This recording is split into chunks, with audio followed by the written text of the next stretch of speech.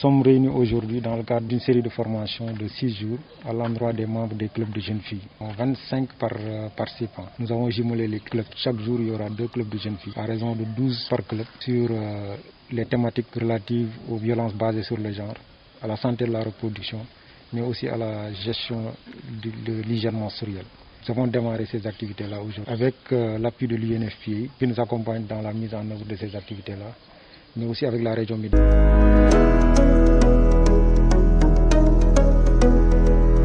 Vous savez, l'UNFPA dans sa stratégie mise beaucoup sur ces clubs de jeunes filles qui sont implantés un peu partout dans la région de Kédougou et qui jouent un rôle fondamental dans la santé de la reproduction des adolescents jeunes. Donc c'est la raison pour laquelle nous sommes réunis ici. Il y a aussi la prévention des violences basées sur le genre qui constitue aussi un fléau. Bon, dans tout le Sénégal, on peut dire, mais particulièrement dans la région de Kédougou, on connaît un peu la vulnérabilité de la femme. On connaît les problèmes auxquels les femmes et les jeunes filles sont confrontées. Donc l'action de ces clubs des jeunes filles va s'inscrire dans ce sens-là. Et c'est toute la pertinence de la session que nous sommes en train de tenir ici. Il y a aussi le leadership transformationnel, parce que de plus en plus, l'UNFPA tend vers l'autonomisation des femmes. Et on ne peut pas parler d'autonomisation des femmes sans parler de leadership transformationnel. C'est un élément incontournable. L'engagement qu'elles prennent auprès de leurs parents durant l'installation, c'est que ces jeunes filles-là ne puissent pas tomber en état de grossesse jusqu'à leur mariage. Si la fille elle est à l'école, elle doit être accompagnée jusqu'au terme de ses études. Si la fille aussi n'est pas à l'école, que cette jeune fille soit accompagnée aussi jusqu'au mariage.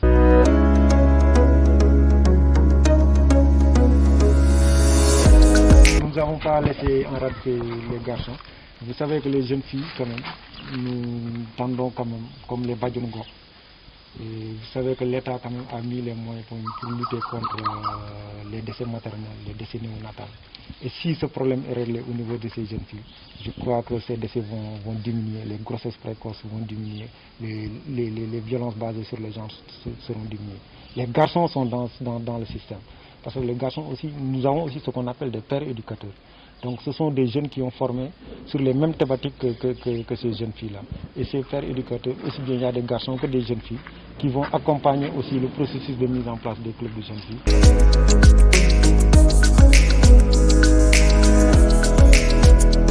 Maintenant, le processus va terminer par des activités de communication que ces jeunes filles mèneront à l'endroit de leur père.